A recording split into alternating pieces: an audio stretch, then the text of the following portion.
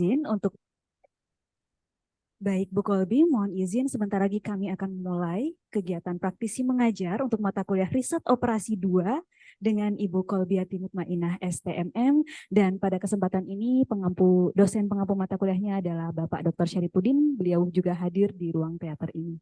Mohon izin ya Ibu, mungkin dapat kita mulai. Silakan Bu Konita, salam kenal dan juga salam hormat untuk Dr. Syarifudin dan juga rekan-rekan mahasiswa semuanya. Baik, terima kasih banyak. Bismillahirrahmanirrahim. Assalamualaikum warahmatullahi wabarakatuh. Yang terhormat Bapak Dr. Syarifudin MSI, beliau adalah dosen pengampu mata kuliah Riset Operasi 2 dan juga Ketua Jurusan Matematika FMIPA Universitas Mula Warman. Kemudian yang kami hormati, hadir di sini praktisi mengajar Ibu Kolbiati Mutmainah STMM. Beliau adalah Vice President of Finance di PT Taman Wisata Candi Borobudur Prambanan dan Ratu Boko. Kemudian yang saya hormati, di sini juga hadir Bapak Ibu dosen di program studi matematika. Selamat datang Bapak Ibu. Dan kami ucapkan selamat datang pula rekan-rekan tim teknis. Di sini hadir juga panitia untuk kegiatan praktisi mengajar dan semuanya anak-anak kami mahasiswa di program studi matematika yang mengambil mata kuliah Riset Operasi 2. Selamat siang semuanya. Alhamdulillah pada kesempatan hari ini kita panjatkan puji syukur kehadirat Allah Subhanahu wa taala atas limpahan rahmat serta karunia-Nya sehingga kita bisa mengadakan pertemuan praktisi mengajar yang kesekian kalinya nggih. Dan pada kesempatan ini Ibu Kolbi akan menyaksikan presentasi dari Ananda mahasiswa di mata kuliah Riset Operasi 2. Terlebih dahulu mungkin akan ada sepatah dua patah kata terlebih dahulu dari Bapak Dr. Syarifudin MSI selaku dosen pengampu mata kuliah. Kami persilakan. Assalamualaikum warahmatullahi wabarakatuh. Terima kasih. Salam. Mungkin kita disampaikan kepada Ibu Kolbi atas bantuannya dan mau membagi ilmunya kepada kita semua. Mungkin di acara ini nanti akan tampil empat empat makalah yang akan dipresentasikan oleh anak-anak kami. Mungkin tidak sesuai dengan realnya, tapi maksud saya mungkin masih bisa dianalogikan nanti dengan kasus-kasus yang ada di situ. Mungkin hanya itu Bu. Mungkin mempersingkat waktu. Ada. Baik, kami ucapkan terima kasih kepada Bapak Dr. Syarifudin MSI yang telah menyampaikan pengantar, dan berikutnya akan kami persilakan kepada kelompok-kelompok atau tim-tim di mata kuliah Riset Operasi 2. Mungkin suaranya dulu.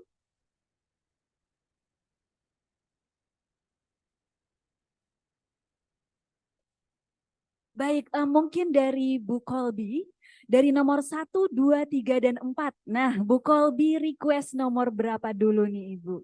Silakan. Mungkin nomor 3 mungkin ya. Nomor 3 Oke, dulu. luar biasa sekali. Nomor 3. Silakan untuk kelompok 3, mana anggota-anggotanya? Kami persilakan untuk ke depan.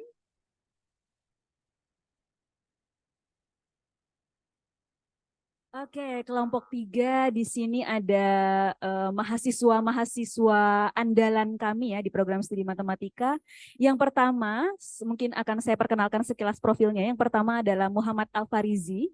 Beliau ini adalah apa namanya, pemenang gitu ya, pemenang juara 3 Putra Kampus Fakultas MIPA Universitas Mula Warman. Beliau juga juara 2 Peraga Busana Pria pada Disnatalis Universitas Mula Warman.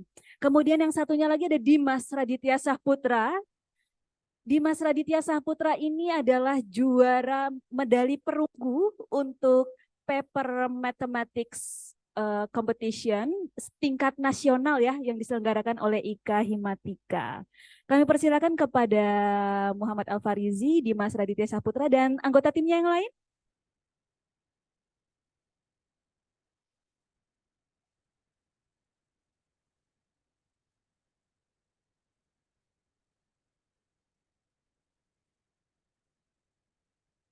Dan kemudian ada satu lagi yaitu Hera Yunizar. Hera Yunizar ini adalah seorang dancer Beliau ini pernah mendapat 2 tahun berturut-turut menjadi pemenang lomba dance kontemporer di Disnatalis Fakultas MIPA. Kami persilahkan. Luar biasa, saya nggak salah milih kelompok ya berarti ya. Oh, Ternyata mahasiswa berprestasi semua. ada Ananda Adit Ramadhani. Oh, lagi di spam. Ananda Adit Ramadhani adalah panitia saat ini sedang izin karena sedang menjadi panitia pemilihan ketua BEM. Nah, kalau tidak salah begitu ya.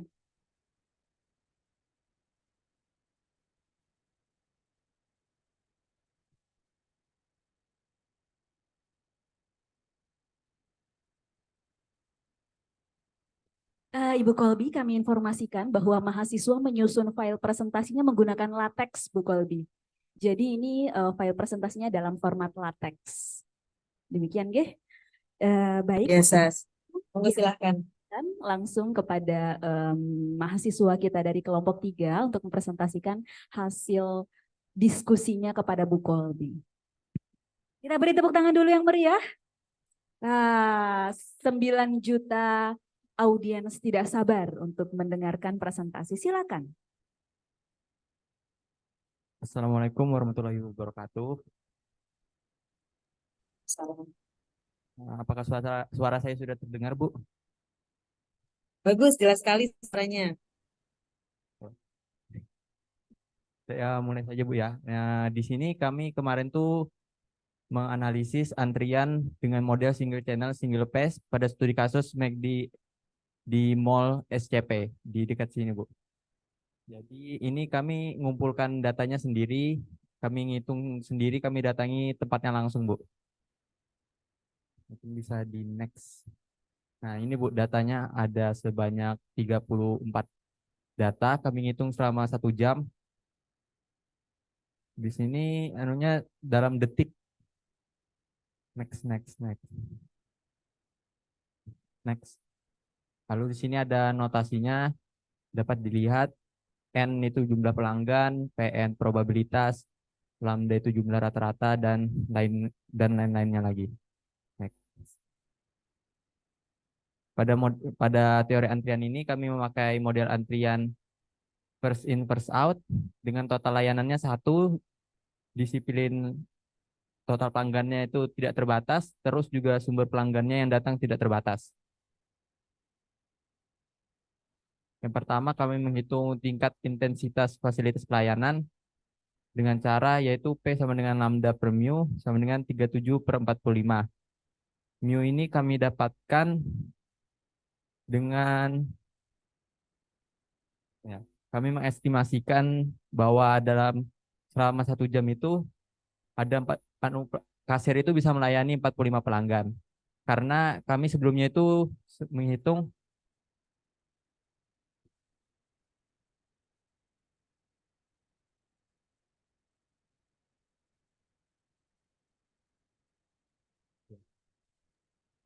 Suaranya hilang ya? ya, Bu. Oh, memang belum. Sebelumnya itu kami menghitung ada 34 pelanggan dalam waktu 45 menit. Jadi kami untuk mendapatkan mu-nya ini kami estimasi bahwa kami estimasikan bahwa kalau kami hitung lagi selama 1 jam itu kira-kira kasir itu bisa melayani sampai 45 pelanggan. Lalu kami hitung tingkat intensitasnya didapatkan 82%. Kasir itu dalam 1 jam itu sibuk untuk melayani pelanggan. Sedangkan sisa 18%-nya itu akan atau waktu idle time atau waktu menganggurnya akan digunakan untuk beres-beres dan istirahat. Lalu ada probabilitas kepastian N pelanggan dalam sistem. Perhitungannya dapat dilihat pada layar. Dari perhitungan tersebut kita bisa menyimpulkan bahwa peluang terdapat 37 pelanggan dalam 1 jam adalah 0,012719% dan peluang terdapat 0 pelanggan dalam 1 jam itu adalah 18%. Sama yang seperti sebelumnya itu yang waktu idle time-nya adalah 18%, itu maksudnya selama 18%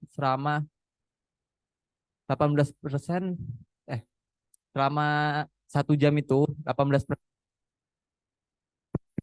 selama 18% itu tidak ada pelanggan sama sekali. Next. Lalu ada jumlah rata-rata pelanggan dalam sistem. Kami dapatkan bahwa jumlah rata-rata pelanggan dalam sistem itu yang diharapkan oleh pelayan adalah 5 pelanggan. Maksudnya dalam sistem ini yaitu antrian dan juga yang dilayani, yang sedang dilayani. Next. Lalu ada jumlah rata-rata pelanggan dalam antrian. Jumlah rata-rata pelanggan yang menunggu untuk dilayani dalam antrian adalah 4 pelanggan. Karena yang sebelumnya itu jumlah dalam sistemnya 5 pelanggan. Dan ini di sini dalam antriannya 4, berarti ada satu pelanggan yang sedang dilayani. Next. Lalu ada waktu rata-rata pelanggan dalam sistem. Jadi waktu rata-rata pelanggan menunggu dalam sistem adalah 7,5 menit, yaitu waktu pelanggan datang mengantri hingga dia selesai dilayani itu rata-ratanya adalah 7,5 menit. Next. Lalu waktu rata-rata pelanggan menunggu untuk dilayani dalam antrian yaitu 6,1 menit. Di sini ada kesimpulannya. Yang pertama itu kecepatan kedatangannya ada 37 pelanggan per jam. Kecepatan pelayanannya itu kami estimasikan 45 pelanggan per jam. Peluang tidak ada pelanggan 18%. Lalu jumlah rata-rata pelanggan dalam sistem 5 pelanggan. Jumlah rata-rata pelanggan dalam antrian 4 pelanggan. Jumlah rata-rata waktu menunggu pelanggan dalam sistem adalah 7,5 menit. Lalu ada jumlah rata-rata waktu menunggu pelanggan dalam antrian 6,1 menit. Lalu kami dapat menyimpulkan bahwa tidak perlu adanya penambahan pelayanan ataupun kasir karena masih terdapat peluang tidak ada pelanggan, yaitu atau bisa kita sebut idle time atau waktu menganggur pelayan. Terima kasih. Oke, baik. Terima kasih banyak untuk presentasinya dari kelompok 3. Cukup menarik karena objek yang menjadi penelitian ini adalah McD ya. McD di Samarinda Central Plaza, SCP kalau tidak salah ya. Dan mungkin demikian paparannya. Tadi sepertinya agak belum disampaikan ya kenapa memilih McD SCP. Mungkin nanti mungkin bisa jadi pertanyaan dari Bu Kolbi. Kami silakan Bu Kolbi untuk komentarnya atau mungkin pertanyaan. Baik, terima kasih Bu Konita. Senang sekali bisa mendengarkan presentasi dari rekan-rekan ya. Karena memang ternyata ilmu matematika ini tidak hanya sekedar angka-angka yang ada di buku, tetapi bisa diterapkan pada kehidupan sehari-hari. Salah satunya adalah pada penerapan teori antrian di McD. Tentunya kalau kita ke rumah makan, itu pelanggan itu kan sudah pada lapar ya, pasti pada ada jam-jam sibuk gitu, terutama jam makan siang itu biasanya sangat ramai. Dan mungkin ada jam-jam yang dia akan agak sepi gitu ya. Nah ini tadi mungkin pada saat pengambilan data, saya nggak tahu apakah di jam yang sangat ramai atau pada jam yang memang sedang agak sepi gitu ya. Itu yang pertama. Lalu kemudian yang kedua dari sisi presentasi, meskipun teman-teman jurusan matematika tadi disampaikan oleh Bu Konita, saya rasa nggak ada salahnya untuk menambahkan mungkin semacam foto-foto gitu ya sebagai ilustrasi supaya dari sisi visual juga terlihat gitu. Apakah ruangan McD-nya ini cukup luas gitu ya. Lalu kemudian dari sisi antrian kapasiti ruangannya tuh sebenarnya bahwa tadi dikatakan ini masih cukup controllable gitu ya, masih sangat cukup controllable. Ini secara angka controllable, tetapi mungkin dari visual juga bisa ditunjukkan apakah cocok gitu. Jangan-jangan kita bisa menemukan sebuah kasus secara angka masih controllable, tetapi ketika kita lihat secara visual karena ruangannya sempit dan lain sebagainya, nah ini ada lampiran dokumentasinya ya. Nah ini bagus nih. Nah ini saya rasa ini kita bisa menunjukkan bahwa secara kapasiti ruangannya memang masih cukup lega sehingga masih cukup nyaman gitu, sehingga cocok antara apa yang tertuang di angka matematika dengan apa yang dirasakan oleh pengunjung yang benar-benar datang ke lokasi ini cocok gitu. Dan mungkin bisa jadi pada kasus yang lain itu nggak cocok. Nah, ketika nggak cocok, ini tentu akan menjadi challenge atau tantangan ya buat teman-teman. Angka matematikanya tuh cocok, tapi kok kelihatannya waktu kami ke sana ini ya sangat crowded dan seterusnya. Nah, ini juga nanti bisa menjadi catatan. Mungkin itu ya Bu Konita ya sedikit. Ini mungkin jamnya juga bisa ditambahkan di sini ya. Ini pada saat pada mengantri, ini posisi jam berapa gitu. Mungkin apakah saat jam makan siang atau mungkin pada saat sudah agak malam gitu yang udah agak sepi misalnya. Mungkin itu tambahan dari saya. Kemudian dari sisi teori-teori dan lain-lain, saya rasa teman-teman sudah sangat pandai gitu untuk mengaplikasikan sehingga bisa menarik kesimpulan-kesimpulan berdasarkan teori tersebut. Mungkin itu dari saya ya. Terima kasih. Ya, terima kasih banyak Bu Kolbi. Sangat menarik ya. Jadi tadi kalau untuk dari sisi matematikanya, mungkin kita sudah apa ya, sudah ahli begitu ya, sudah ahli dalam menerapkan konsep-konsep matematika. Tapi dengan masukan dari Bu Kolbi dari sisi perusahaan nih, dari perusahaan melihat apa namanya, ketika kita akan menyampaikan hasil dari analisis matematika kepada perusahaan, tentunya harus didukung dengan yang tadi itu yang sudah disebutkan Bu Kolbi tadi ya. Ini asumsi batasan-batasannya apa? Oh, ternyata dilaksanakan pada hari tertentu, pada jam tertentu, durasi tertentu. Itu akan sangat memberi gambaran kepada perusahaan dan tentunya juga dengan penyajian serta desain yang mungkin menarik. Demikian Gih, Bu Kolbi ya. Mungkin dari Alfa atau Dimas atau Hera ada satu komentar lagi atau satu kalimat. Silakan. Oke, baik Bu. Mungkin izin menambahkan tadi ya waktu kami menganalisis ini itu sekitar sore jam 6 sampai jam 7 malam. Nah, untuk alasan kami meneliti di McD SCP khususnya di bagian es krim itu karena waktu kami pertama kali melihat itu cukup ramai. Jadi alasan salah satunya itu kami akan menguji apakah yang kami lihat ini ramai sesuai dengan hasil analisis perhitungan kami. Mungkin itu, Bu. Terima kasih. Oke, baik. Terima kasih banyak untuk Dimas, Alfa, Hera, dan juga Adit. Kita ucapkan terima kasih banyak kepada tim kelompok 3. Kami persilakan untuk kembali. Dan berikutnya Bu Kolbi, masih ada kelompok 1, 2, dan 4. Nah, kami persilakan kepada Bu Kolbi untuk memilih kelompok berikutnya. Selanjutnya kelompok 1. Oke, kelompok 1. Kebetulan Bu Kolbi ini anak pertama ya, jadi sebenarnya kayaknya suka dengan angka 1. Kami persilakan kepada kelompok 1. Dan kelompok 1 pada kesempatan ini ada anggotanya terdiri dari ada Adelia Septina, kemudian ada Aisyah Nurfadilah, kemudian ada Ersya Nanda dan Rido Fadilah.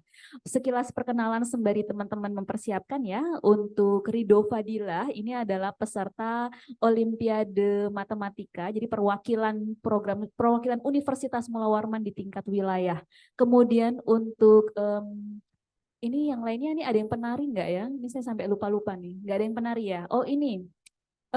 Untuk Ersya ini pengusaha, ini Adelia juga pengusaha, Aisyah juga pengusaha. Adelia ini jago bikin churros Bu Kolbi. Churros buatannya ini menjadi favorit warga Prodi Matematika. Dan pada kesempatan ini kelompok 1, tim kelompok 1 akan mempresentasikan tentang manajemen proyek. Sudah siap?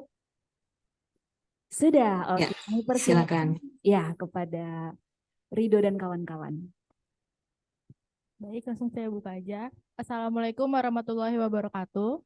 Waalaikumsalam warahmatullahi wabarakatuh. Kami dari kelompok 1 ingin mempresentasikan tentang manajemen proyek. Untuk nama-nama anggota kelompoknya bisa dilihat di layar. Bisa next. Untuk pendahuluannya, jadi presentasi kami saat ini itu berdasarkan pada jurnal perencanaan waktu penyelesaian proyek Toko Modis Land Manado dengan metode CPM. Yaitu jurnal ini membahas tentang durasi waktu antara penjadwalan rencana pembangunan Toko Modis Land Manado dengan penjadwalan metode CPM dan kegiatan kritis dalam proyek pembangunan. Bisa next. Selanjutnya itu ada pengertian tentang analisis kerja. Analisis kerja sendiri atau network analisis itu merupakan suatu jaringan yang berisi lintasan kegiatan yang diolah secara analitis. Analisis jaringan kerja ini biasanya digunakan untuk merencanakan suatu proyek seperti pembangunan rumah, jalan jembatan, atau makanan maupun produksi sebuah perusahaan dan lain-lainnya. Next.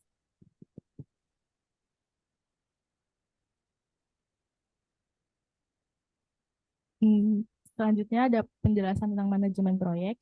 Manajemen proyek ini biasanya dalam sebuah proyek kita selalu memerlukan tahap-tahapan dalam pengelolaan proyek, yaitu ada tahap perencanaan, tahap penjadwalan, dan tahap pengkoordinasian.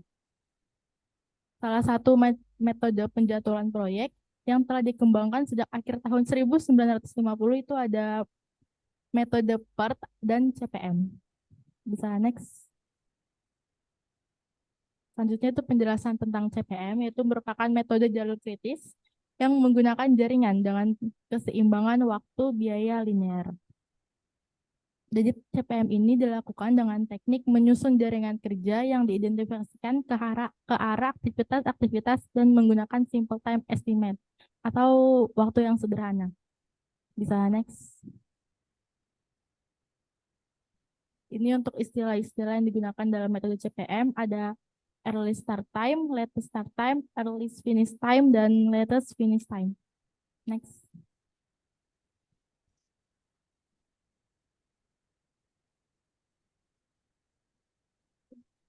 Next lagi, next. Next. Next, next, next. Ini untuk data analisis jaringan kerjanya. Bisa next. Untuk jaringan kerjanya akan dijelaskan oleh Rido. Ya, baik, di sini saya akan menjelaskan tentang jaringan kerja ya, Bu. Diberikan tadi data-datanya sebagai tadi sebelumnya, lalu disusun seperti pada gambar seperti ini, Bu. Yang untuk lingkaran itu digunakan untuk penamaan pada kegiatan yang di dalam lingkaran itu kan ada terdapat 3 bagian. Yang di bagian sebelah kiri itu untuk penomoran sebagai nama kegiatannya yang kayak sebelumnya tadi. Ada kegiatan untuk pencoran, terus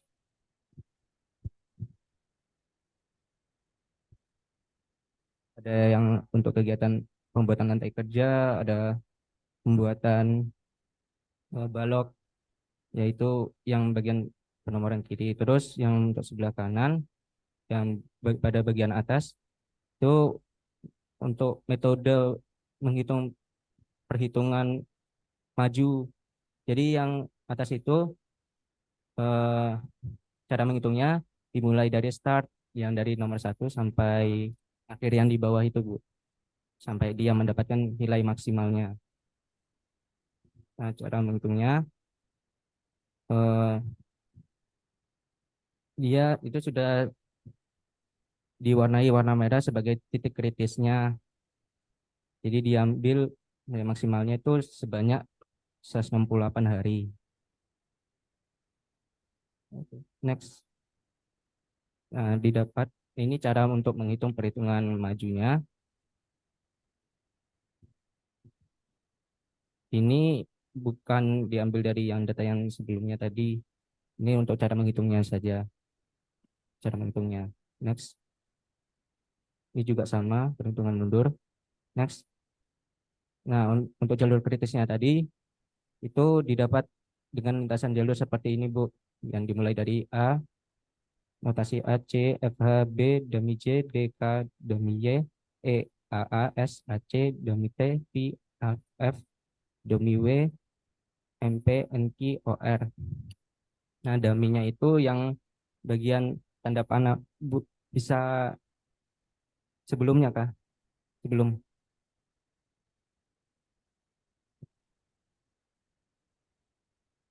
Ya. Sebelum. Lagi.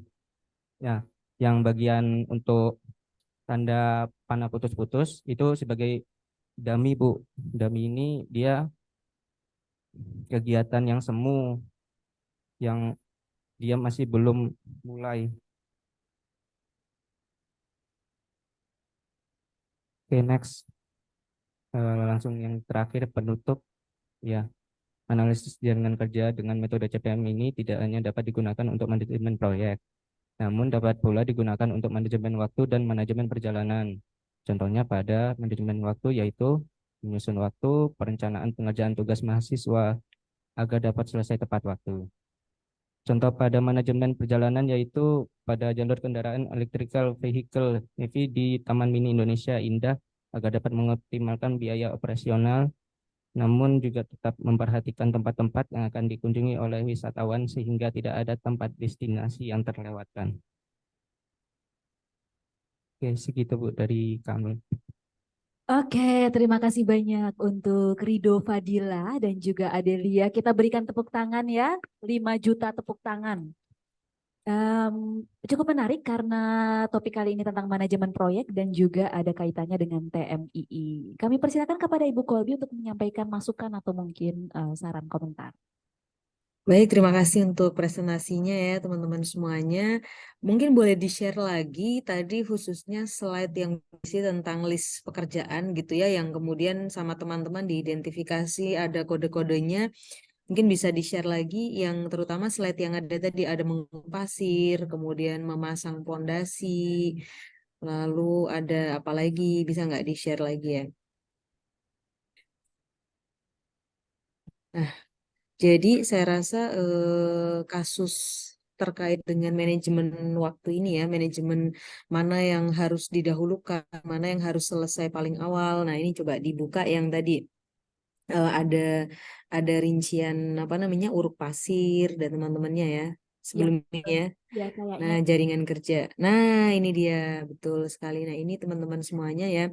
Jadi memang pada saat akan memodelkan, gitu kan, pada saat akan memodelkan, teman-teman harus mendalami sebenarnya yang terjadi itu apa sih gitu, dan harus bisa membayangkan. Padahal ini ada di luar disiplin ilmunya teman-teman gitu, sehingga yang namanya berkolaborasi dengan jurusan lain, saya rasa ini memang menjadi suatu hal yang menarik ya gitu, supaya pada saat teman-teman memodelkan maka ini memang sesuai dengan apa yang terjadi di lapangan.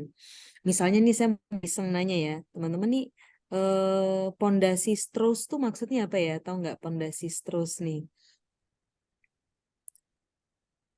Tahu nggak? Atau itu erection baja yang nomor 36 itu loh, yang nomor 36. Nomor 36. Nah, jadi kedengeran ya suara saya ya? Kedengaran Ya, Kolbi. yang nah, ini saya rasa nanti teman-teman akan lebih menarik gitu ya, akan lebih menarik terutama cara mempresentasikannya ketika teman-teman memang menguasai juga gitu proses dari sebuah proyek tersebut gitu ya, bahwa yang nomor 1 sampai dengan nomor misalnya sampai dengan nomor 6 gitu ya, itu adalah urusan pekerjaan persiapan gitu ya, mulai dari sebenarnya menggali dulu atau pondasi dulu. Kalau menurut teman-teman, itu kan ada B sama ada C ya. Tanahnya digali dulu atau dipasang dulu pondasinya. Atau pondasinya ini memang sudah dibuat di workshop atau dibuat di tempat lain sehingga pondasinya datang gitu ya, barangnya mungkin itu bentuknya seperti apa namanya bunder itu ya, kayak churros, bukan churros ya. Apa namanya, pipa panjang gitu. Makanya B dulu yang ditulis di situ. Pondasinya ready dulu, baru kemudian tanahnya digali, lalu pondasinya ini dicemplungin ke dalam, lalu diuruk kembali, kemudian tanah yang sisa dibuang, ya kan? Lalu masih harus ditambah pasir, ada lantai kerja dan seterusnya. Nah, ini saya rasa teman-teman akan lebih menarik gitu ketika mempresentasikan pada saat mengetahui gitu proyeknya itu kayak apa gitu kan. Lalu teman-teman juga bisa mengambil contoh-contoh yang mungkin lebih sederhana yang teman-teman bisa lebih mendalami gitu. Atau kalau misalnya ini kok aku banyak hal-hal yang nggak paham ya, teman-teman bisa misalnya berkolaborasi dengan jurusan lain mungkin apakah dari teknik sipil gitu ya, untuk kemudian baut ini urusannya sama apa ya gitu. Apakah ini pada saat memasang tiang atau pada saat memasang atap gitu misalnya ya. Dan memang kita tahu gitu ketika mungkin teman-teman main game gitu ya, Sims atau yang lain, ketika membangun sebuah bangunan maka harus urut dari pondasinya terlebih dahulu, lalu kemudian apa namanya setelah pondasi ada tiang-tiang, setelah ada tiang-tiang kemudian atap, lalu kemudian yang terakhir adalah finishing. Nah, ini apakah sudah sesuai gitu ya dengan tadi jaringan kerja yang teman-teman modelkan. Lalu untuk apa namanya pondasi gitu ya, pondasi 18 hari. Nah, ini teman-teman juga nanti perlu melihat ya, kadang-kadang musim hujan dengan musim panas itu pekerjaan proyek kecepatannya ada perbedaan juga. Nah, ini juga nanti bisa ditulis di asumsinya ya, ditambahkan bahwa oh kalau misalnya musim hujan itu ada potensi misalnya lebih lama keringnya atau misalnya ada hambatan di sisi apa gitu misalnya ya.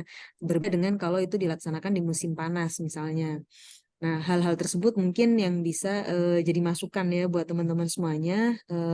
Tapi saya apresiasi sekali karena jurusan matematika tapi bisa ngomongin McD, bisa ngomongin manajemen proyek gitu. Ini eh, luar biasa dan apalagi nanti kalau memang bisa berkolaborasi dengan jurusan-jurusan yang lain. Tentunya ini akan menarik dan sangat bermanfaat untuk diterapkan di kehidupan sehari-hari. Mungkin seperti itu ya Bu Konita ya. Dan teman-teman semuanya, Bapak Ibu dosen yang kami hormati, mungkin komentar kami tidak terlalu banyak, tetapi mudah-mudahan ini bisa memberi input positif buat teman-teman. Terima kasih. Terima kasih banyak Bu Kolbi. Mungkin sedikit cerita, sedikit background dari Bu Kolbi. Waktu S1 adalah sarjana S1 arsitektur. Jadi beliau sangat familiar dengan pekerjaan bangunan. Demikian nggih Bu Kolbi ya, termasuk desain bangunan. Dan memang kalau untuk S2-nya beliau manajemen. Nah, mungkin dari teman-teman ada tanggapan dulu, mungkin satu komentar atau sudah cukup? Pengusaha Churros? Oke, sudah cukup. Baik, terima kasih banyak. Kami beri tepuk tangan dulu untuk kelompok 1, yaitu Rido Fadilah, Ersyananda Aulia, Adelia Septina, dan Aisyah Nur Fadilah. Kami persilakan untuk kembali. Dan sepertinya dari Bu Kolbi, mohon maaf, Geh, Bu Kolbi ya. Setelah ini ada lanjutan kegiatan, Geh, Bu Kolbi. Benarkah? Ya ini saya mohon maaf sekali kepada Bapak Ibu dosen semua gitu ya. Karena seharusnya kuliahnya kan jadwalnya jam 2 ya. Kemarin saya minta waktu bisa nggak kalau dimaju jam 2 sini ya maksudnya jam 2 WIB dimajukan di jam setengah 1 WIB karena memang jam setengah 2 WIB nanti ada kegiatan lain, tetapi misalkan untuk dua teman-teman yang belum presentasi nanti di lain kesempatan akan dipresentasikan. Ini kami juga sangat terbuka. Mungkin saya nggak tahu Bu Konita ya untuk jadwal Kolbi, mohon kuliah izin Bu Kolbi ya. untuk presentasinya sepertinya mahasiswa masih akan presentasi, nanti Oh rekaman baik. kirimkan ke Bu Kolbi. Oh siap Ya, nanti kalau nanti boleh kami ya, memberikan note tertulis kalau gitu ya, ya. Nanti ya, silakan demikian. direkam. Nanti kami berikan apa namanya catatan masukan-masukan secara tertulis. Sekali lagi kami mohon maaf sebesar-besarnya kepada Bapak Ibu dosen dan mudah-mudahan menjadi ilmu yang bermanfaat. Senang sekali bisa kolaborasi. Mudah-mudahan nanti bisa bersilaturahim tatap muka juga. Mohon maaf ya Bapak Ibu sekalian. Sekali lagi mohon maaf. Kami sangat berterima kasih banyak Bu Assalamualaikum Kolbi. warahmatullahi Waalaikumsalam wabarakatuh. warahmatullahi wabarakatuh. Terima kasih sekali lagi kepada Ibu Kolbi sudah membersamai agenda presentasi. Bu Kolbi sebelum live, kami mohon izin dulu Bu Kolbi. Kesempatan berikutnya kelompok berapa Bu Kolbi?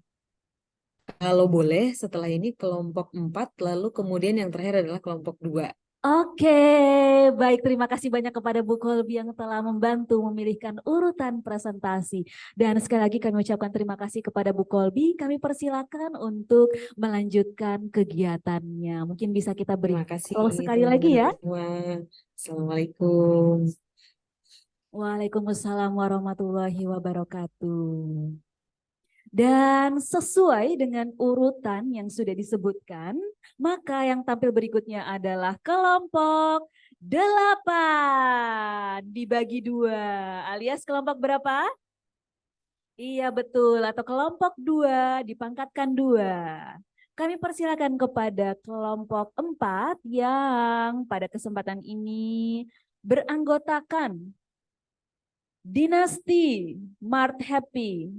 Kemudian ada Andi Nafa, kemudian ada Anissa, Anissa, Karina, terus Anissa siapa ya? Kemudian ada, ini Rafiq ya, bener ya? Rafiq, kemudian ada Rafiq. Tolong kakak operator, slide presentasi kelompok. Nah kalau begini kan saya nggak salah-salah nyebut ya. Yang pertama ada Selena Gomez, yang kedua adalah Justin Bieber, kemudian Bella Hadid dan Gigi Hadid. Luar biasa kesempatan presenter hari ini kita dihadiri supermodel dan juga top selebriti Indonesia. Sudah siap? Ini siapa nih kaptennya? Oke, Yang Mulia Baginda Rafiq. Ya, kami persilakan kepada Yang Mulia Baginda Rafiq didampingi dayang-dayangnya atau princess-princessnya untuk menyampaikan presentasi. Untuk sesi komentar nanti akan diberikan oleh Bapak Dr. Syarifudin ya. Oke, dipersilakan. Baik, sebelumnya Assalamualaikum warahmatullahi wabarakatuh. Jadi pada kesempatan ini kami akan mempresentasikan analisis jurnal terkait aplikasi penggunaan algoritma Dijkstra dalam masalah lintasan terpendek wisata di Yogyakarta dari Malioboro dan Borobudur. Kita beri tepuk tangan dulu nih, luar biasa judulnya. Ya, untuk anggota kelompok bisa dilihat pada layar. Jadi bagian pendahuluan. Jadi seperti yang kita tahu, Yogyakarta sendiri merupakan salah satu kota yang memiliki beragam budaya dan sebagai kota yang memiliki banyak sekali tempat wisata. Sehingga banyak wisatawan yang ingin berlibur dan bermain di kota tersebut. Sehingga muncul permasalahan di mana wisatawan selalu ingin mengetahui rute terdekat atau terefisien untuk menuju tempat wisata dari sekian banyak tempat wisata. Dalam hal ini guna untuk menghemat waktu dan biaya. Kesulitan dalam menentukan rute terpendek yaitu terdapat banyak jalur yang dilalui sehingga membentuk suatu jaringan. Salah satu cara efisien untuk mengatasi masalah ini yaitu dengan menggunakan rute terpendek, yaitu salah satunya menggunakan metode algoritma Dijkstra. Jadi sebelum masuk ke pembahasan permasalahan, di sini ada sedikit teori yang akan digunakan dalam penyelesaian permasalahan. Yang pertama mengenai graf. Jadi definisi pertama mengenai graf yaitu seperti yang kita tahu yaitu himpunan berhingga tidak kosong yang disimbolkan dengan VG adalah kumpulan dari titik-titik, dan himpunan berhingga yang bisa jadi himpunan kosong yang disimbolkan dengan EG. Yang mana elemen ini merupakan merupakan sisi yang disimbolkan dengan E. Dan bisa dilihat pada layar salah satu contoh graf dengan 5 titik dan 8 sisi. Kemudian definisi kedua adalah complete graph yang dilambangkan dengan KN adalah graf yang memiliki titik sebanyak N, serta setiap 2 titik selalu terhubung dengan satu sisi disebut graf complete N. Untuk contohnya bisa dilihat pada layar. Next. Selanjutnya ada graf bobot, adalah graf yang masing-masing sisinya memiliki nilai atau angka. Kemudian definisi yang terakhir ada jalan yang di mana adalah barisan berhingga yang tidak kosong, yang mana W sama dengan V0 EA hingga dengan EK VK. Dengan VK-1 dan VK adalah titik akhir sisi dari EI. Untuk setiap I dari 1 hingga dengan K. Dan jika semua titik V0, VA hingga VK dalam W itu berbeda, maka W disebut dengan lintasan. Kemudian selanjutnya metode penelitian. Dalam penelitian ini sendiri, penulis menggunakan metode studi literatur, yang mana peneliti mengumpulkan serta menyaring data tentang tempat wisata yang ada di Yogyakarta, yang sering dikunjungi dari pertengahan tahun 2021 hingga tahun 2022. Selain itu mengambil gambar peta wisata Yogyakarta dengan bantuan Google Maps, yang kemudian direpresentasikan dalam bentuk graf. Mungkin next. Jadi ini adalah berikut peta wisata yang ada di Yogyakarta. Jadi untuk titik-titik yang merah merupakan tempat wisata yang ada di Yogyakarta. Boleh di next. Jadi selanjutnya dari titik-titik itu kita representasikan dalam bentuk atau beri label, yang mana yang pertama ada titik Candi Borobudur yaitu V1, Candi Prambanan V2 hingga dengan Tugu Jogja V20. Next. Sehingga kita bisa peroleh graf representasi dari peta wisata Yogyakarta beserta jaraknya seperti pada layar. Selanjutnya untuk menghitung rute terpendek kita bisa menggunakan algoritma Dijkstra. Yang pertama di sini kita inisialisasi dulu titik awal, yaitu titik awal atau titik mula dan jarak tiap titik. Yang mana titik awal ini kita biasa mulai dengan 0 dan untuk titik lainnya itu tak berhingga. Selanjutnya kita beri label sementara untuk jarak antar titik. Setelah itu kita menentukan jarak minimum dari label sementara. Jarak minimum tersebut kita beri label permanen untuk titik tersebut. Kemudian menghapus dari daftar tabel sementara. Selanjutnya mencari titik terpendek berikutnya dengan membandingkan jarak menuju node tersebut dan melalui titik yang telah memiliki label permanen. Jika ada, kita mengulangi langkah sebelumnya dengan memberi label permanen untuk titik tersebut. Jika tidak, iterasi selesai. Mungkin untuk pembahasan selanjutnya akan dijelaskan oleh Dinasti. Baik, terima kasih. Di sini saya akan menjelaskan tentang hasil dan pembahasan. Jadi di sebelah kiri itu terdapat gambaran berupa lintasan terpendek dari Malioboro ke semua tempat wisata. Nah, di sebelah kanan itu adalah tabel rute wisata dari Malioboro. Sebagai contoh kita ambil untuk warna pink, yaitu dari titik V5 menuju titik V2, yaitu merupakan lintasan terpendek dari titik awal Malioboro menuju tempat tujuan yaitu Candi Prambanan. Kemudian untuk lintasan terpendek lain dari titik awal Malioboro menuju tempat wisata yang lainnya itu dapat dilihat pada layar. Next. Kemudian di sini ada dari Candi Borobudur. Sebagai contoh kita ambil yaitu warna coklat tua, yaitu dari titik V1 menuju titik V2, di mana titik V1 itu merupakan titik awal yaitu Candi Borobudur dan titik V2-nya itu merupakan Candi Prambanan. Jadi warna coklat tua yang menunjukkan titik V1 menuju titik V2 itu merupakan lintasan terpendek dari titik awal Candi Borobudur menuju Candi Prambanan. Next. Kemudian di sini ada hasil dari iterasi rute terpendek dengan algoritma Dijkstra.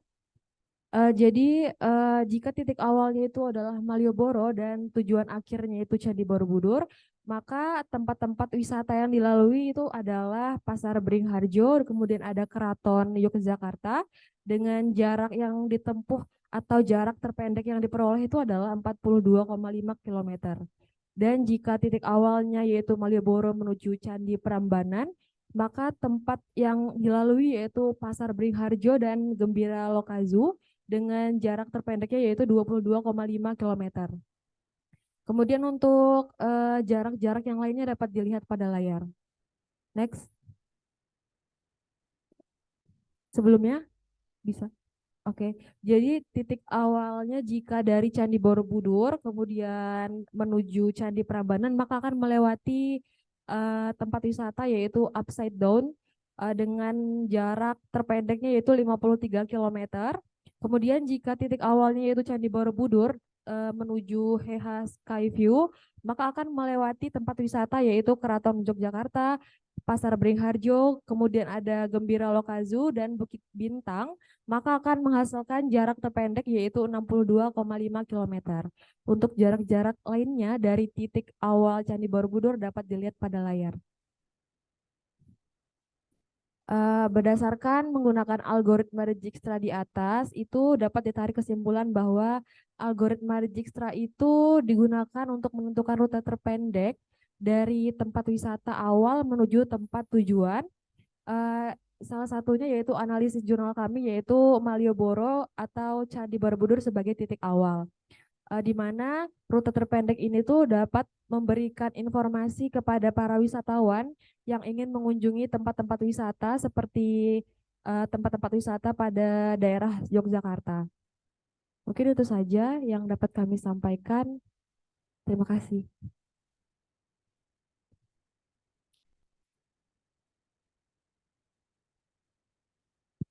Oke, kami ucapkan terima kasih sebesar-besarnya ya. Dan tadi kami sempat apa nih namanya, berkomentar, bukan berkomentar.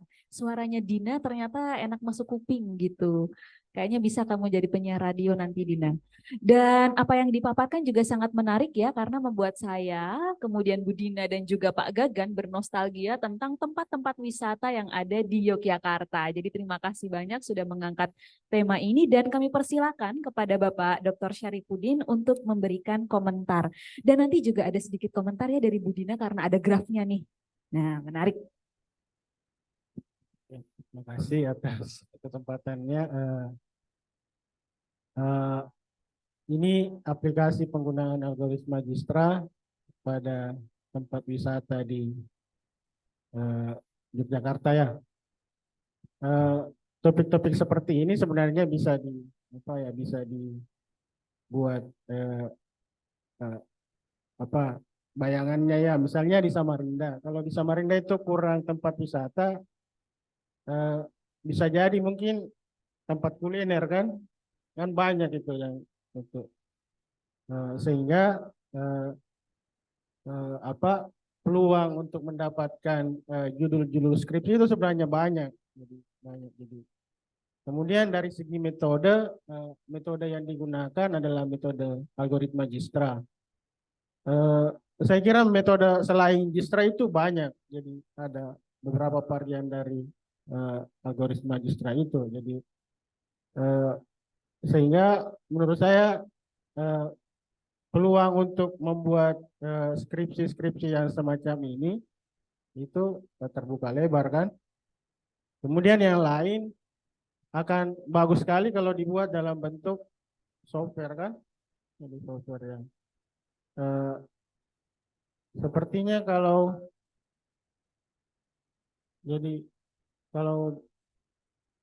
membuatnya dalam bentuk software yang sudah jadi tinggal klik itu kan. Jadi saya berada di sini kemudian saya mau ke sini, sebetulnya Gojek ini kayak gitu ya.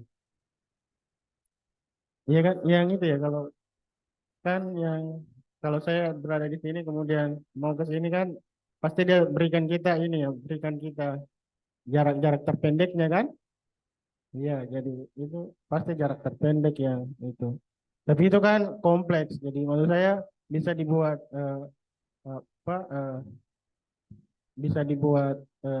software-software yang mungkin di bawah itu, tapi lebih dihususkan untuk masalah-masalah tertentu.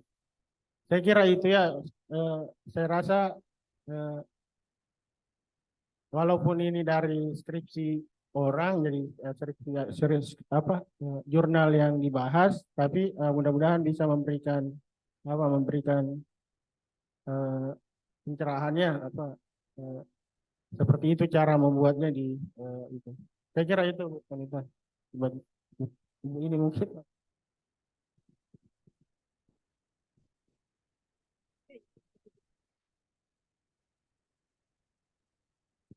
Dan kebetulan karena ada Pak Vidya, kami ucapkan terima kasih kepada Bapak Dr. Syarifudin. Dan karena ada Pak Vidya, beliau adalah ahlinya Dijkstra ya teman-teman ya.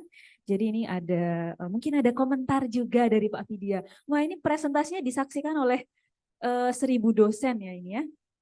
Mungkin ada masukan-masukan atau nasihat yang akan disampaikan oleh Bapak Vidya, kami persilakan.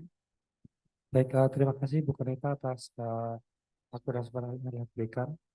Baik, untuk kelompok 4, mungkin dari saya, masukan dari saya, mungkin ketika kita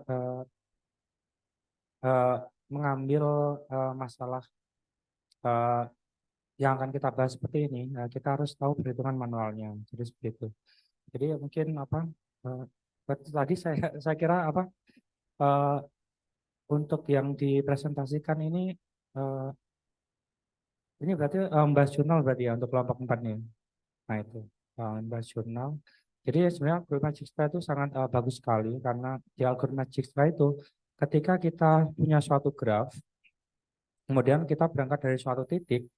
Nah nanti ketika ada perhitungan manualnya itu, ada perhitungan manualnya, nanti kita bisa tahu jarak terpendek dari titik awal kita berangkat itu ke titik-titik yang lain.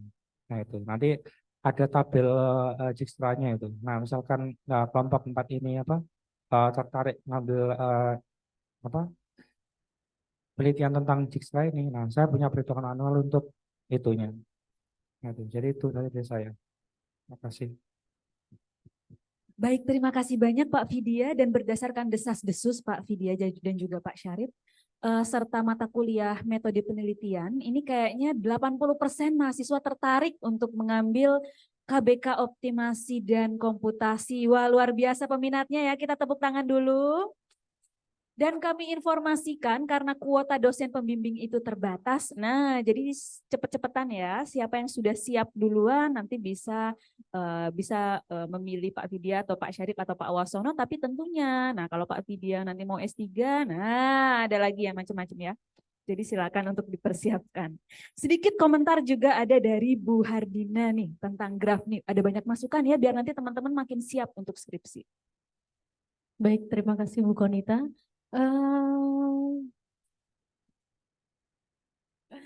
Jadi dulu saya juga pernah menggunakan algoritma Dijkstra, tapi untuk apa ya? Distribusi. Kalian tahu loncang nggak? Daun bawang buat bikin martabak.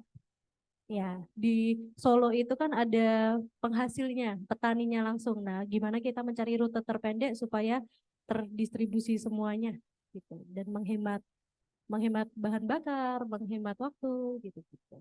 Terus tadi juga kami bernostalgia gitu. Jadi sebenarnya kalau ditanya aplikasinya teori graf apa Bu? Salah satunya ini gitu. Jadi teori graf tidak bisa berdiri sendiri ya. Maksudnya kita juga masih menggunakan riset operasi yang objek-objeknya tadi kita representasikan dalam bentuk graf. Titiknya adalah tempat wisatanya, kemudian bobotnya itu adalah jaraknya. Saya sangat kagum sekali ya dengan ini. Cuman ada sedikit masukan ini ketika kita menggambar peta gitu kan. Jadi gambarlah peta sebaik mungkin. Ada skalanya, ada ininya gitu. Jadi dulu saya pernah bikin peta kayak gini tapi di komen oleh ahli pembuat peta dari prodi geografi gitu. Jadi kita kalau menggambar walaupun itu bukan bidang kita tapi alangkah lebih baiknya kita gambar dengan bagus gitu. Dan ini kan sudah diteliti ya, tapi kalian bisa kembangkan lagi karena wisata di sini itu sangat banyak gitu kan. Kalau kalian tadi ada Parangtritis sama Gumuk Pasir, ya kan? Coba back yang peta. Nah, next. Nah ini. Ini kan kalau Gumuk Pasir sama Pantai Parangtritis itu kan satu pantai ya, sama-sama pantai. Gumuk Pasir itu adalah pantai juga gitu kan. Nah di situ di Gunung Kidul tuh masih banyak pantai lagi gitu. Jadi kalian bisa kembangkan gitu loh. Dan ini kan di Jogja sama di Magelang. Kalian bisa gunakan juga DIY Jateng gitu misalkan. Karena kalau di sini Samarinda Balikpapan gitu. Kalau Balikpapan itu kan banyak juga kan wisatanya. Atau kalian bisa juga se Kalimantan Timur gitu. Karena tempat kita kayaknya paling indah tuh ada di Kalimantan Timur bagian utara ya. Gitu. Jadi bisa diimplementasikan di Samarinda juga dan bisa dikembang dari sini pun juga bisa dikembangkan lebih banyak lagi. Gitu. Terima kasih. Baik, terima kasih banyak untuk masukan-masukannya. Dari teman-teman ada tambahan atau sudah cukup? Sudah cukup. Kita berikan tepuk tangan sekali lagi ya untuk Raffi, Karina, Dina, dan Nafa. Kami persilakan untuk kembali. Dan untuk berikutnya, kelompok yang akan presentasi terakhir, yaitu masih kelompok 8, tapi akar pangkat 3 dari 8, yaitu kelompok 2.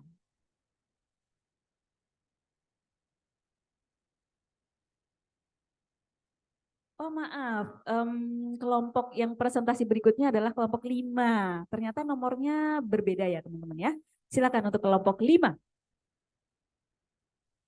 Kelompok 5 di sini ada Husnul Rashidah, kemudian ada Nurliana Mahmudah, kemudian ada Dian Sastrowardoyo, kemudian ada Chelsea Islan. Dan juga ada Lee Min Ho. Wah.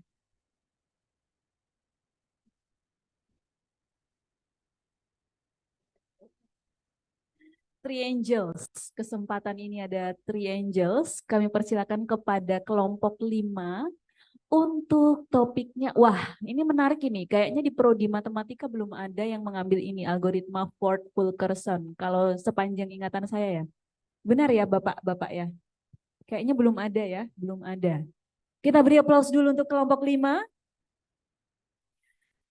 Ya, kami persilakan untuk memaparkan presentasinya. Silakan. Baik, Assalamualaikum warahmatullahi wabarakatuh. Selamat siang semuanya.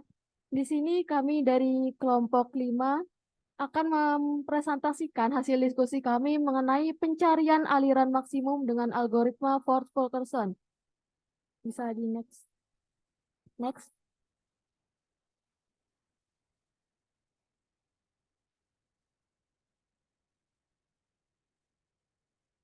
Di sini kami berempat ya, ada saya sendiri, Liana, ada Anissa, ada Husnul, dan satu lagi Ese Aminah yang sedang dispen hari ini.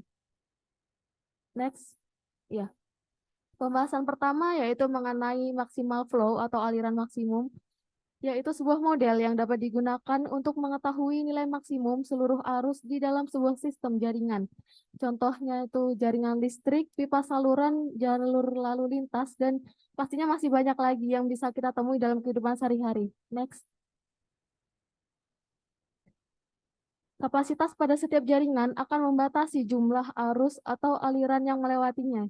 Sebagai contoh, suatu kabel dengan kapasitas 20 ampere akan segera terbakar jika memaksakan kabel itu dilewati oleh arus 100 ampere pada tingkat tegangan yang sama. Next. Masuk pada pembahasan tentang algoritmanya, yaitu algoritma Ford-Fulkerson, yang dicetuskan oleh dua orang matematikawan asal Amerika, yaitu Lester Randolph Ford Jr. dan Delbert Wright Fulkerson. Algoritma ini kemudian dipublikasikan pada tahun 1956. Next. Bisa di next aja. Ya. Algoritma ini mempunyai teorema yang berbunyi aliran F memiliki nilai maksimum jika dan hanya jika tidak ada aliran augmenting path sehubungan dengan F. Next. Algoritma Ford-Fulkerson terdiri dari dua bagian, dimulai dari proses inisialisasi di mana untuk setiap sisi diberikan aliran 0. Kemudian cari augmenting path hingga tidak ada lagi augmenting path yang ditemukan. Pada saat itulah aliran maksimum sebuah jaringan telah ditemukan. Next.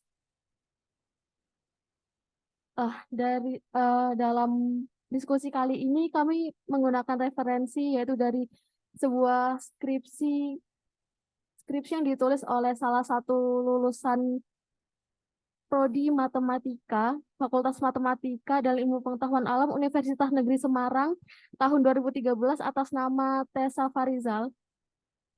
Nah, dalam penelitiannya, beliau menggunakan permasalahan jaringan listrik di Kota Tegal. Ketergantungan penduduk Kota Tegal terhadap listrik sangat tinggi karena hampir semua aktivitas yang dilakukan menggunakan listrik. Aliran arus listrik yang tidak maksimum dapat menyebabkan kerusakan pada perangkat yang menggunakan energi listrik. Hal ini terjadi karena perangkat yang menggunakan listrik pada umumnya menggunakan satuan volt. Next. Jadi arus merupakan salah satu faktor yang dapat menyebabkan rusaknya perangkat yang menggunakan energi listrik. Oleh karena itu dibutuhkan cara untuk mengatasinya, yaitu dengan memaksimalkan arus yang ada. Next. Nah, ini salah satu contoh jaringan sederhana. Di situ ada 7 node dengan source-nya atau titik awalnya yaitu di A, kemudian sink atau titik akhirnya yaitu di Z, dan terdapat 12 sisi yang memiliki arah. Next. Nah, untuk memudahkan penyelesaian diberikan aliran 0 pada setiap sisi. Distribusi awal aliran dianggap belum ada dan nilai aliran tidak boleh melebihi kapasitas aliran. Bisa ke slide sebelumnya.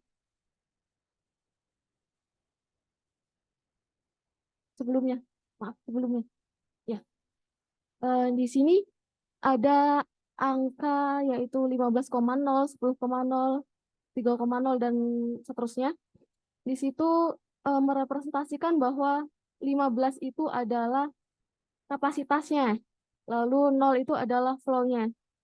Jadi tadi disebutkan bahwa flow itu tidak boleh melebihi kapasitas. Bila melebihi akan terjadi kendala, yaitu itu dalam hal listrik misalnya dia kabelnya akan langsung terbakar. Namun dalam beberapa literatur yang sempat kami dapatkan itu penulisan untuk masing-masing angkanya itu berbeda ya. Biasanya di depannya itu ditulis dulu flow-nya lalu kapasitinya seperti itu. Lalu untuk contoh perhitungan menggunakan algoritmanya itu pertama kita harus mencari lintasannya dulu. Misalnya kita ambil lintasan A, B, E, Z. Di situ terdapat 3 sisi. Lalu dicari selisih antara flow dan capacity yang terkecil. Dicari selisih terkecilnya di situ diperoleh sisi BE dengan selisih 10. Lalu setelah ditemukan selisihnya 10, maka ditambahkan ke flow-nya. Jadi didapatkan 15,10, 10,10, dan 15,10. Di situ di BE sudah terdapat 10,10 yang artinya sudah penuh atau dalam hal ini tidak bisa dilewati lagi. Seperti itu. Karena tidak bisa dilewati lagi, maka lanjut ke iterasi berikutnya dengan kembali mencari lintasan yang dapat dilewati oleh A sampai Z. Nah, setelah semua selisihnya didapat, maka dijumlahkan lalu akan ditemukan nilai aliran maksimumnya, yaitu sesuai perhitungan kami tadi, didapat aliran maksimum sebesar 25. Next. Next. Nah, di sini adalah graf yang terdapat pada penelitian skripsi. Di sini memang banyak notnya ya, jadi iterasinya juga sangat banyak. Kalau tidak salah itu ada 57 iterasi. Bisa di next. Ya, ini iterasi 1 dengan menggunakan algoritma tadi, ya, dengan proses yang sama. Bisa di next lagi. Next. Next. Next lagi. Next lagi. Lagi.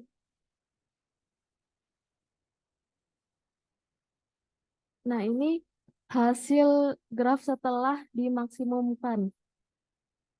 Jadi di sini didapat itu aliran maksimumnya sebesar 1.300 ampere dengan titik awal di situ adalah 1 dan titik akhirnya adalah 46. Seperti tadi yang saya bilang, di sini dipakai sebanyak 57 iterasi. Next.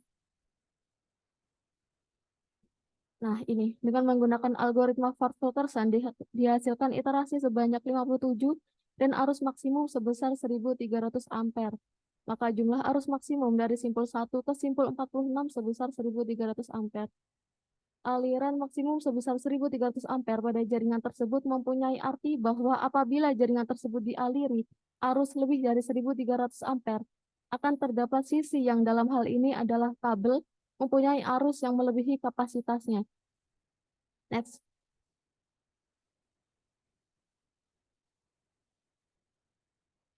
Nah, ini sedikit pengetahuan untuk kita. Jadi logam konduktor yang saat ini digunakan untuk kabel transmisi listrik masih memiliki tahanan dalam, sehingga menyebabkan sebagian arus listrik yang dialirkannya berubah menjadi panas yang dikenal sebagai pemanasan Joule. Dan karena pemanasan itu, kuat arus dalam kabel melebihi kapasitasnya sehingga kabel tersebut akan terbakar. Next. Baik, itu saja presentasi dari kami, kelompok 5. Terima kasih atas kesempatannya. Jika ada yang menanggapi, dipersilakan. Saya kembalikan ke Bu Konita. Baik, terima kasih banyak, luar biasa pemaparan dari Nurliana Mahmudah, Husnul Rasyidah, dan juga Anissa. Nah, atau bisa juga dikatakan Chelsea Islan, Ralin Syah, dan Dian Sastrowardoyo. Nah, sama Maudi Ayunda, kok ada 4. Nah, baik, ini menarik ya metode yang digunakan karena kemarin-kemarin kayaknya saya nutupin. Seingat saya itu aliran ini pencarian aliran maksimum ya, berarti pakai jaringan-jaringan juga ya. Kemarin-kemarin itu kalau tidak salah jaringan-jaringan itu menggunakannya ada algoritma genetika, algoritma semut, kemudian algoritma Floyd-Warshall itu pernah tuh kakak-kakak tingkatnya. Kalau algoritma Ford-Fulkerson ini sepertinya baru nih. Nah, gitu. Mungkin nanti bisa dikembangkan ya untuk. Nah, nanti kurang tahu nih, apakah mau pakai listrik juga atau mungkin bisa dengan objek yang lain. Mari kita dengarkan komentar dari Bapak-Bapak dosen. Yang pertama kami persilakan kepada Bapak Dr. Syaripudin MSI. Terima kasih atas kesempatannya. Menurut saya ini menarik karena aliran listrik ya. Jadi terkadang kan memang aliran-aliran listrik itu ada kondisi-kondisi tertentunya kan, cuma segini yang bisa dialirkan ke sini, cuma segini yang dialirkan ke sini. Kemudian untuk kasus-kasus di Samarinda mungkin kalau mau diangkat sebagai sebagai sebuah karya tulis skripsi akan banyak ya jadi masalah itu ya. Mungkin dari sisi ini juga mungkin bisa ya dari sisi PDAM itu kan pipa-pipanya kan tidak sama besar itu kan. Jadi pipa PDAM itu kan tidak sama besar. Jadi aliran maksimum kira-kira berapa yang bisa dialirkan ke sana itu bisa saya kira bisa dianalogikan ke situ. Kemudian aliran maksimum ini bisa juga dianalogikan di pergerakan banyaknya kalau di tempat wisata ya banyak kalau pakai mobil itu pakai itu ya banyaknya aliran kira-kira yang bisa dialirkan ke supaya tidak terlalu padat kan, kemudian aliran yang itu mungkin bisa dianalogikan ke sana. Yang menjadi persoalan itu di masalah riset operasi itu datanya. Jadi kami selalu terkendala biasa kalau ada mahasiswa yang skripsi itu masalah data. Terkadang saya tidak tahu yang terkadang ada tempat-tempat misalnya coba ambil data di sana, datanya rahasia kan kayak gitu, sehingga terkadang kita mau melakukan penelitian-penelitian seperti ini tidak jadi lagi kan, itu datanya itu yang perlu dan itu saya kira itu ya yang perlu di. Kami ucapkan terima kasih kepada Bapak Dr. Syaripudin dan mungkin ada komentar juga dari Pak Vidya. Sudah cukup ya? Sudah cukup, ya. Baik, kita berikan tepuk tangan untuk presenter dari kelompok terakhir. Ya, biasanya memang namanya pahlawan itu datangnya paling terakhir. Sekali lagi tepuk tangan yang paling meriah untuk kelompok 5 dan untuk kita semua. Kami persilakan untuk kembali dan dengan demikian maka kita akhiri nggih untuk atau mungkin ada komentar lagi Bapak untuk keseluruhan kelas ini? Atau sudah cukup? Sudah cukup. Baik, kami persilakan juga kepada tim operator untuk stop recording.